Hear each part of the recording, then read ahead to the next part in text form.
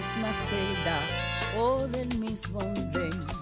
Con dos que alcancen el tope de la subasta, con dos que bailen sin casa en el mismo tren, con dos que resulten ser de la misma casta, solo con dos que entre tantos ecos se digan quién, con dos que se nos parezcan en la canasta, con dos que tengan el alma como de 100, con dos que se quieran bien, con dos que se quieran bien, con dos que se quieran basta.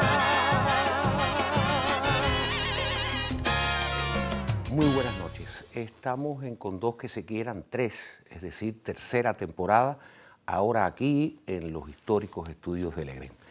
Hoy me acompaña una persona que conozco hace muchos años y que para mí, para nuestro equipo de trabajo, es realmente un privilegio. Yo pensé, cuando lo llamamos y lo invitamos, que iba a decir que no. Realmente lo pensé, porque tiene una larga trayectoria, ha trabajado en la prensa, ha sido diplomático, en la radio, ha trabajado en la televisión, tuvo un programa Ángulo Ancho muchos años, gran periodista y diplomático, y una persona que viste de prestigia con su presencia. Viste de gala y prestigia con su presencia nuestro programa. Pedro Martínez Pires. Un abrazo a Mauri. Un abrazo muy grande. Qué maravilla para mí estar aquí contigo. Bueno, para nosotros aquí todos realmente es emocionante. Es emocionante porque en usted, en ti, no sé cómo tratar de Yo soy tú. Tú, ok, pues no. Eso crearía una distancia. Y que no existe además. No, existen los años solamente. Ahora, yo en esta entrevista hice una cosa diferente, o por lo menos diferente a lo que habitualmente trabajamos. Llamé a dos amigas periodistas muy prestigiosas, las dos han estado de invitadas en el programa, Katiuska Blanco y Arlene Rodríguez de Heribé. Le dije, háblenme de Martínez Pires, háblenme de él, díganme cosas, no que me redacten preguntas, sino háblenme mucho. Voy a empezar con la siguiente pregunta. ¿La curiosidad debía ser inherente al hecho de ser periodista? Mira, el primer periodismo que yo realicé en mi vida fue cuando estudiaba en la Escuela de Comercio de Santa Clara por la noche, porque trabajaba de día. Desde muy niño empecé a trabajar. Y ahí hice los primeros pininos, porque me gusta escribir. Mi padre también me enseñó a leer, a oír radio. Él inspiró a Onelio Jorge Cardoso, ese hombre que sacaba los cuentos como por arte de magia de un sombrero. El cuentero es mi padre, que también era poeta. Nació en Sabanilla del Encomendador, murió en Santa Clara, fue amigo de Antonio Guiteras, de Juan Bosch, y Raúl Ferrer decía que mi papá era el hombre más gracioso de la tierra. Juan Bosch decía que mi padre era un hombre sin huecos. Y él fue quien me enseñó a mí, primero, a oír radio, a leer periódicos, me señalaba incluso a veces las columnas. Me enseñó a muchas cosas porque tampoco se sentó nunca en la parte de los blancos en el Parque Leoncio Vidal de Santa Clara, siendo él blanco. Sí. Pero no votó nunca en las elecciones antes del triunfo de la Revolución. Quiere decir que me enseñó tantas cosas mi padre.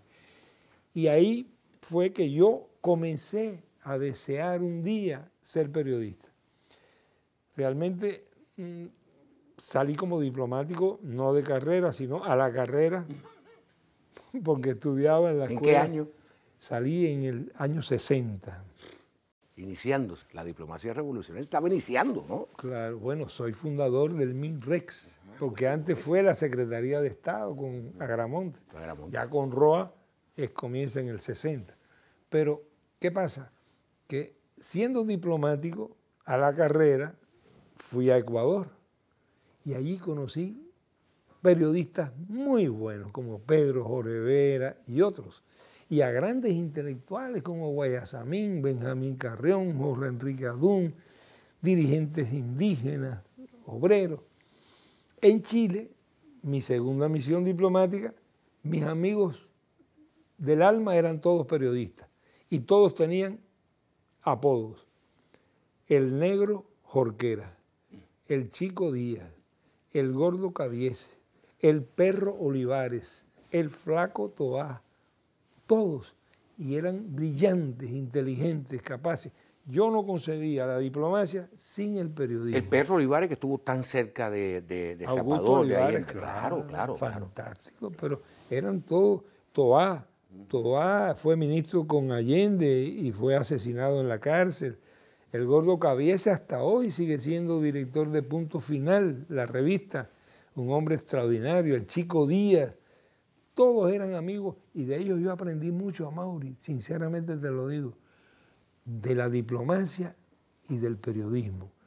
Claro, conocí a grandes intelectuales. Osvaldo Guayasamín fue a verme cuando yo era diplomático en Quito, cuando Playa Girón, a solidarizarse con Cuba y pedirme venir a Cuba a pintar a Fidel. Pero bueno, no sé si respondí tu pregunta. No, claro, del periodismo. claro, sí. Claro que hay que ser curioso. Si no fuera curioso, se hubiera quedado siendo un diplomático de carrera. Por cierto, tú tampoco saliste aquí con un rango diplomático alto.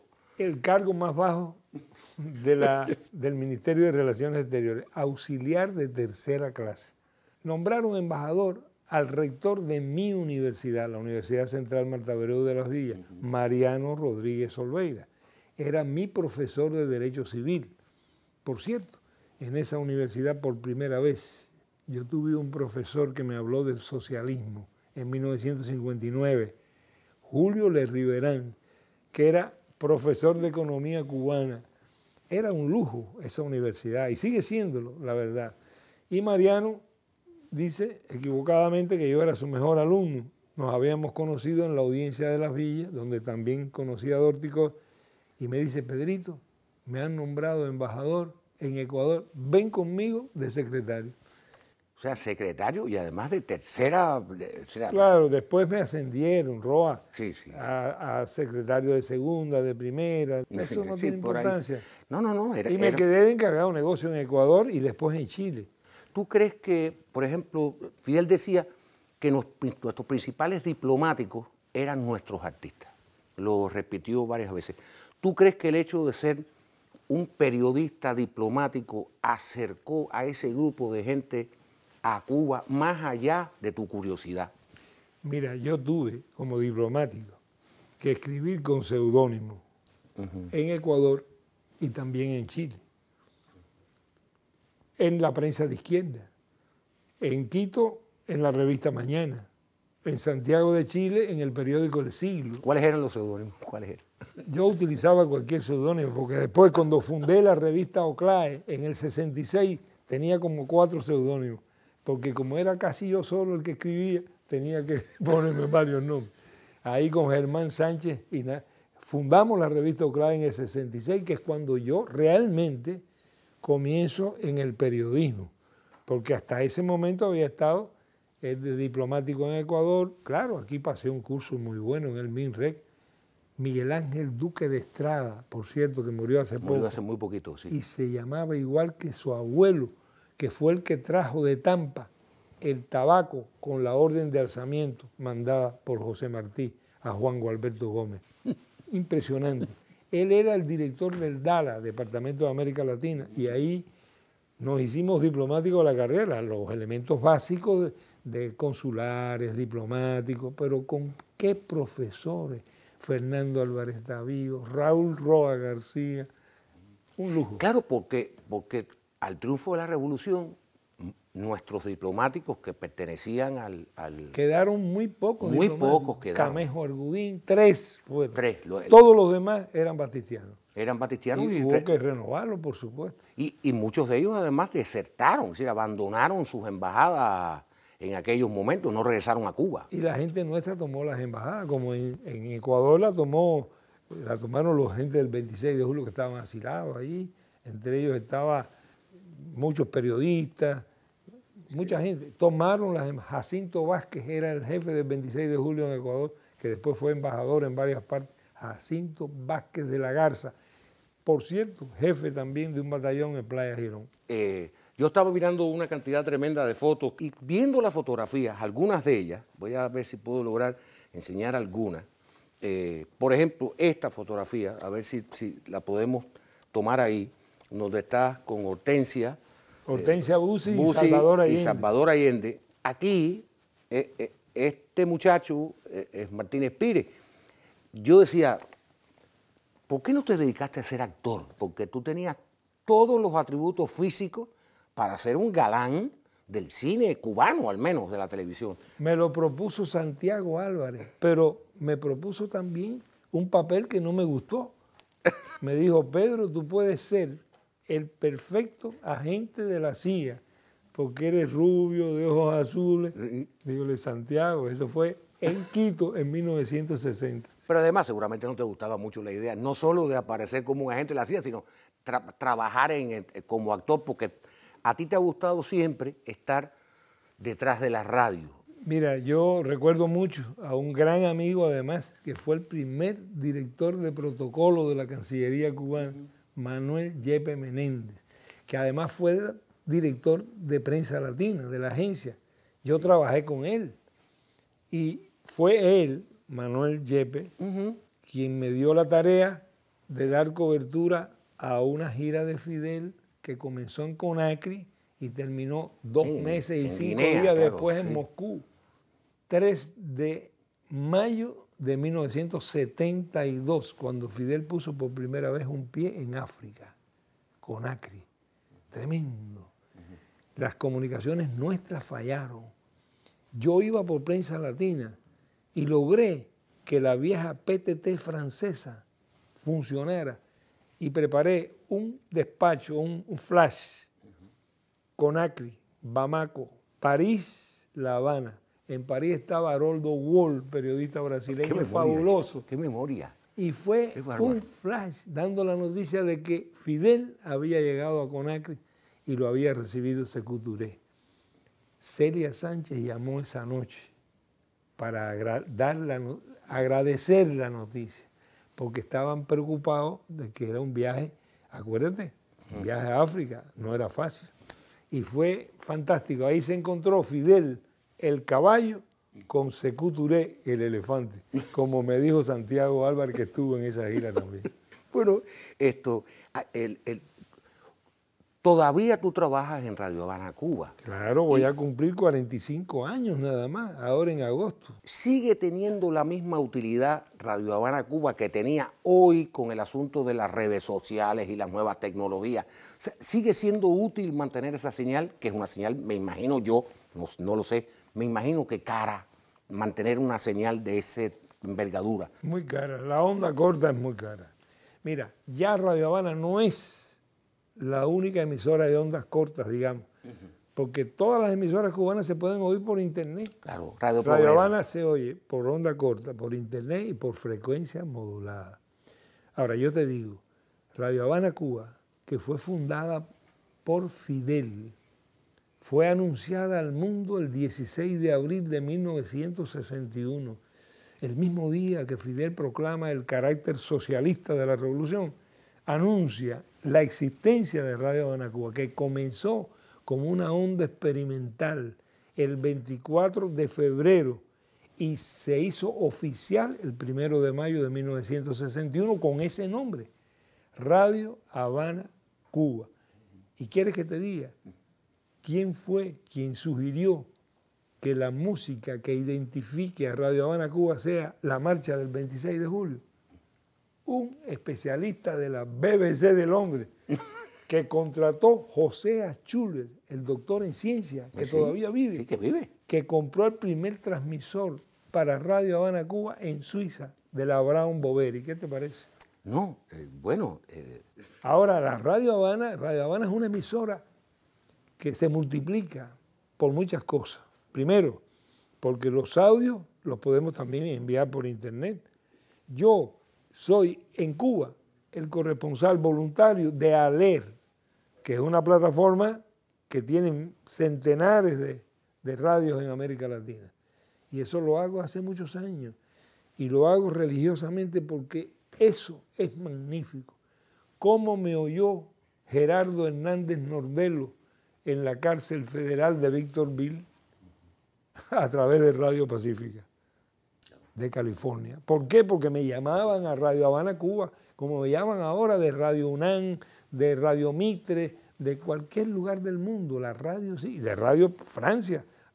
La radio sigue siendo muy importante, Amaury, porque hay mucha gente que no tiene internet, o teniendo internet, sin embargo, tiene la radio, porque tú te estás afeitando, estás comiendo, estás bañándote y puedes estar oyendo la radio. Claro, pero por ejemplo, Radio Habana, Cuba, y es una pregunta que creo que le hice a Barbarita Betancourt, yo decía, Radio Habana, Cuba surge como una respuesta del país ante Europa, Radio Europa Libre, La Voz de la América, Radio Swan. Fue la primera. Radio Swan.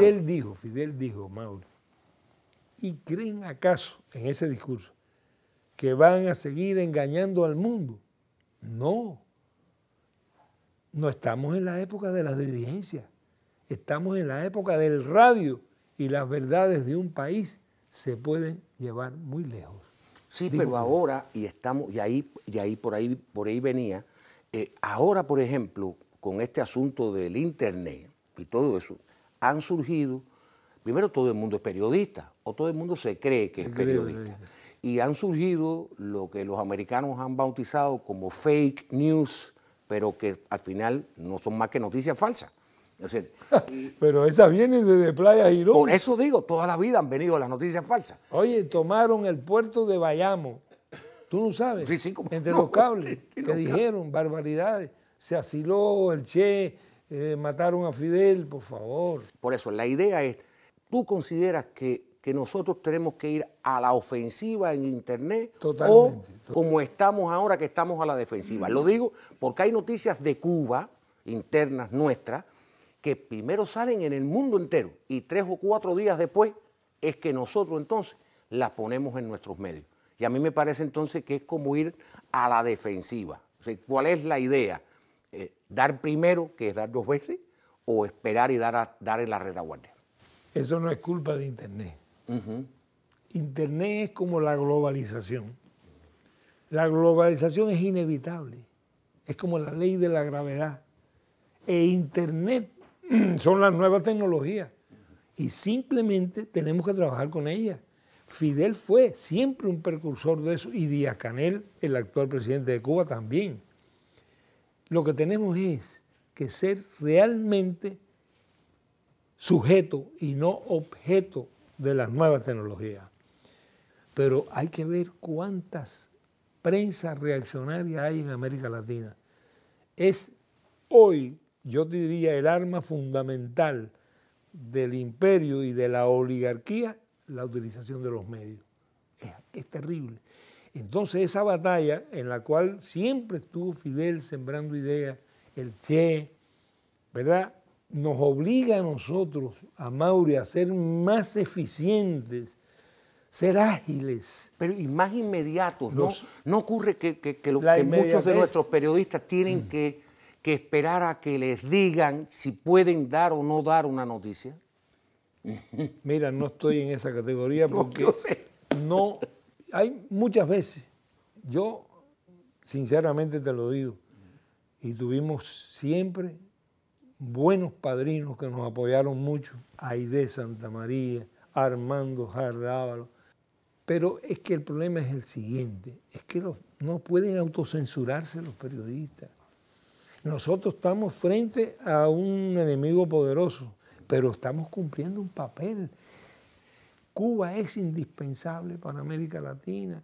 Si cae Cuba, se cae toda la revolución en América, en medio de la ofensiva que hay en este momento contra muchos. Vemos a Lula preso, vemos la situación de Argentina, la situación en Perú, en Colombia, en muchos países. La prensa y nosotros tenemos que ser mejores. ¿En Ecuador? Ecuador, mi lindo Ecuador, como dice la canción, tremenda. Ecuador, tú sabes, donde el presidente sea, a mi juicio, yo no soy politólogo, ni mucho menos, soy una persona que está al tanto de las noticias. Pero yo disfruté a Rafael Correa entrevistando a tu amigo Silvio Rodríguez. Sí, a nuestro amigo Silvio Rodríguez. Muy buena entrevista, pero es que Correa es un fanático de Silvio, de siempre. Ahora te estaba mirando así frente a mí, estoy emocionado, con tu memoria, con tu presencia, con tu compromiso. Y entonces miré esta foto. Yo estoy sentado en el lugar donde tú estabas en esta fotografía. Y Fidel estaba en el otro lado. Esto fue en febrero del 93. Me parece fantástico. En Telerebelde, todavía el máster viejo. Esto era como una suerte de qué, de qué programa era este. ¿Era una mesa redonda especial o...? Mira, eso fue... Hoy mismo existió 7 años, acuérdate. Sí, cómo no, claro. Después de los Panamericanos del 91, que Héctor Rodríguez fue el conductor, a Fidel se le ocurrió que había que mantener un canal y era Hoy Mismo. Y todas las noches íbamos voluntariamente allí, yo entrevistando, haciendo comentarios. Y Fidel fue varias veces. Y esa fue una de las veces. Ahora, pensando... hemos hablado de varios temas. Se te quedó decirme cuántos periodistas de tu edad están en activo. Te mencioné a Manuel Yepes. Uno a Yepes solamente. Queda él. No está Sautier, ¿no? Félix Sautier, Mederos. Que está muy metido, Félix, en las redes también y avanzando por ahí. Ahora me pidió que le hagan el prólogo de uno de los 3 libros que quiere editar. Él fue director de Juventud Rebelde cuando yo trabajé en Juventud Rebelde en el 67. Félix Sautier iba con el periódico debajo del brazo al Comité Central. Entonces Juventud Rebelde era vespertino. Pedro, tú nunca... Qué curioso que tú no hayas empezado ya hace rato a escribir tus memorias, porque... pero escribo artículos constantemente. Ya lo sé. La historia que no queda escrita se la puede llevar el tiempo. Para no decir el viento no se lleva las buenas historias. Pero realmente yo he hecho muchos artículos narrando cosas. No sé, el ahijado ecuatoriano de Fidel. ¿Y no has pensado en reunirlos en un libro? Es la idea. Esa es tarea de mis hijos. Sí. Uno que deben hacerlo. Porque yo estoy escribiendo todos los días y haciendo programas de radio. Acabo de hacer uno por el centenario de Marujita Monteverde, la primera esposa de Guayasamín, que cumplió 100 años el 13 de abril. Y hice otro programa dedicado a doña Carmen Quidiello, la viuda de Juan Bosch, que es santiaguera, nació en Santiago de Cuba.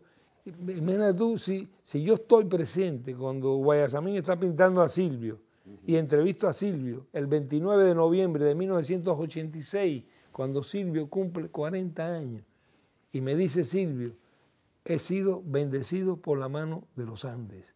Siento que me han vuelto a parir. ¿Qué cosa? O cuando estoy con José Ramón Fernández y Guayasamín, que Guayasamín me dice, este hombre es azul.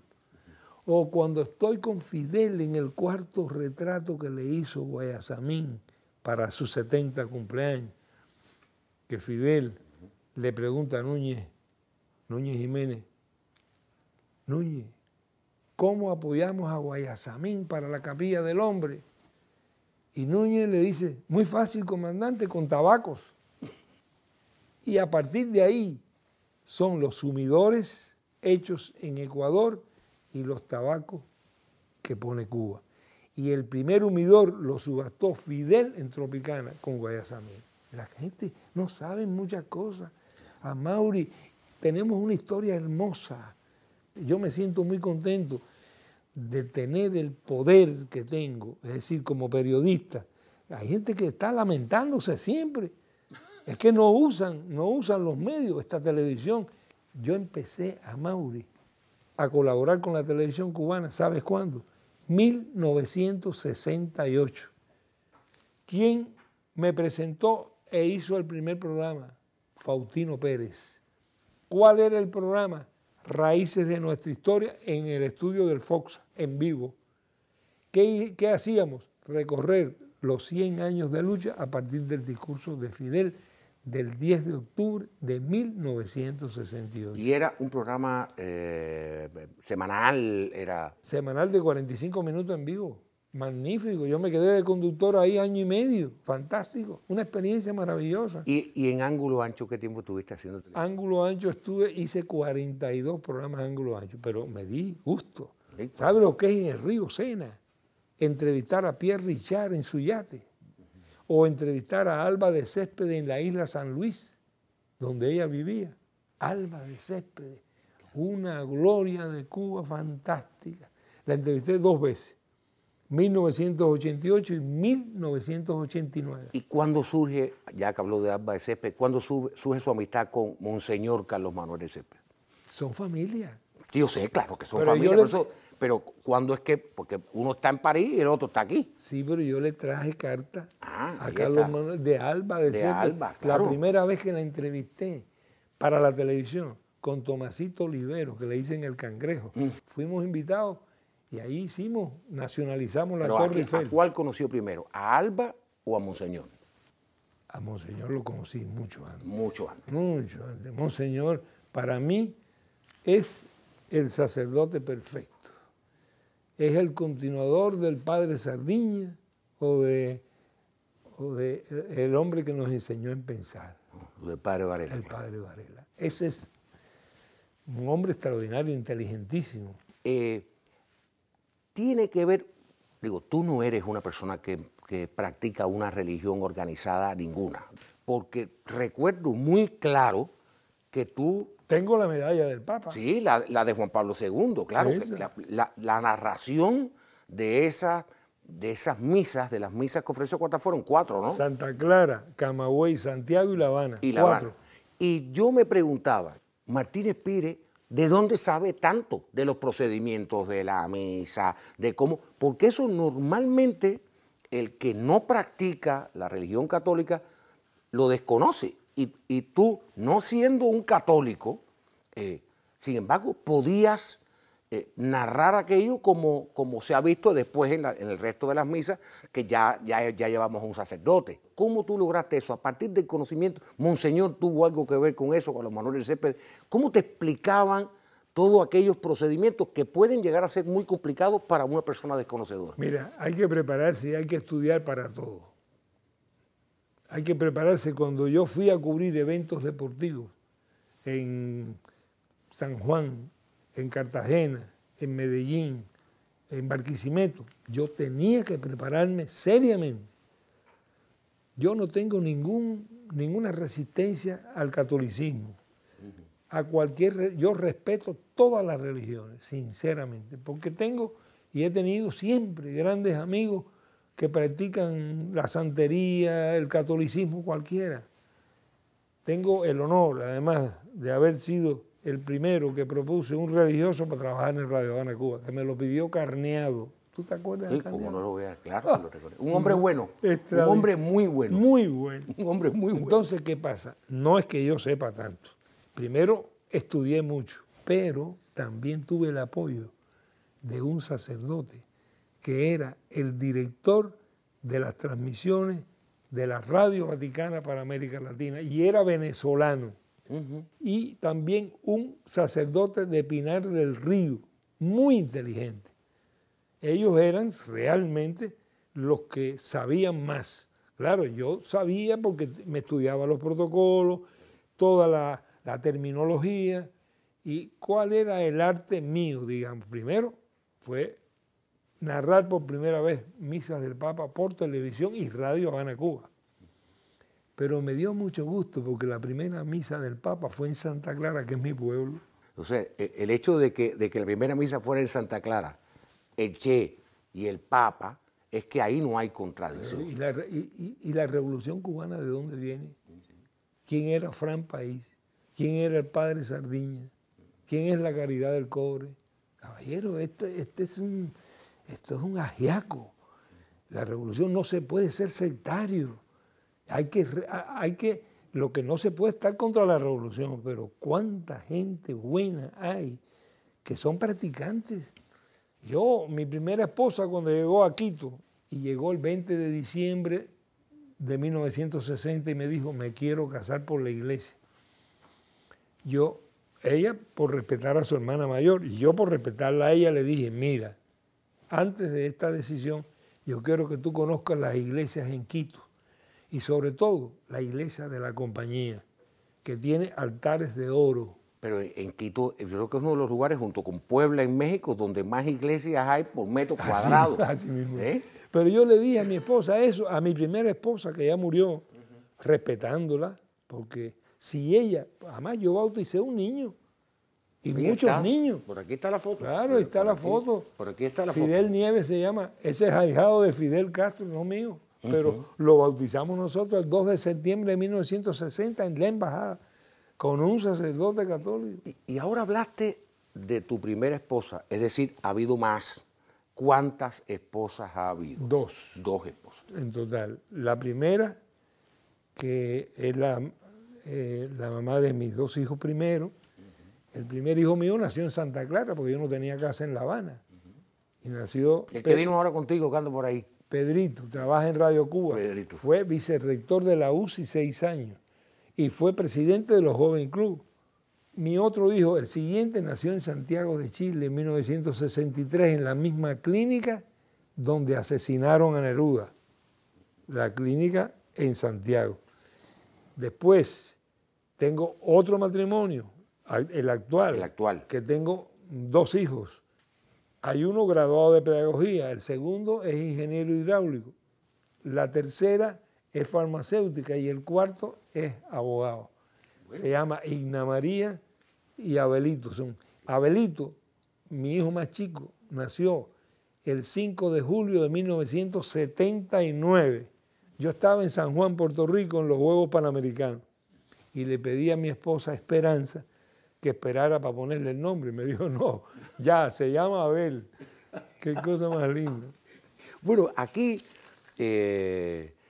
tú eres responsable de que en estos momentos está pesando, si pesa, la historia de Cuba, de nuestro proceso, todo eso, sobre tus hombros, porque cuando se tiene tu edad, tú tienes 81 años, hay gente que no es consciente y dice, la historia me pesa. O sea, para ti, ¿la historia pesa o es tan liviana que puedes manejarla como has manejado tu alegría? Para mí, imagínate la alegría de que me reciba un presidente en una playa en Trusa. Carlos Julio Rosemena, 31 de diciembre de 1961, yo estoy con cuello y corbata, con el vicecanciller de Cuba, y este hombre nos recibe ahí.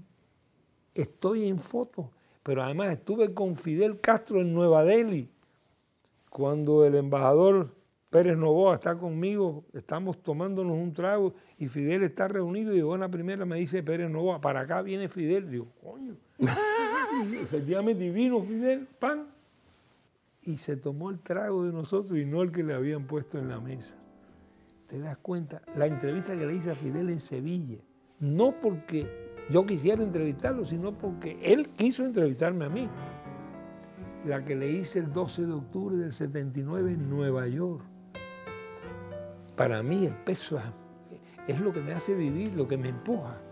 Empujando un país, como dice Miguel Barnet. Como dice, empujando a un país. Bueno, Pedrito, tú sabes, bueno, tú conoces mejor que yo los tiempos de la televisión porque la estaba haciendo cuando yo no la hacía. Te agradezco mucho, tú sabes, que hayas venido.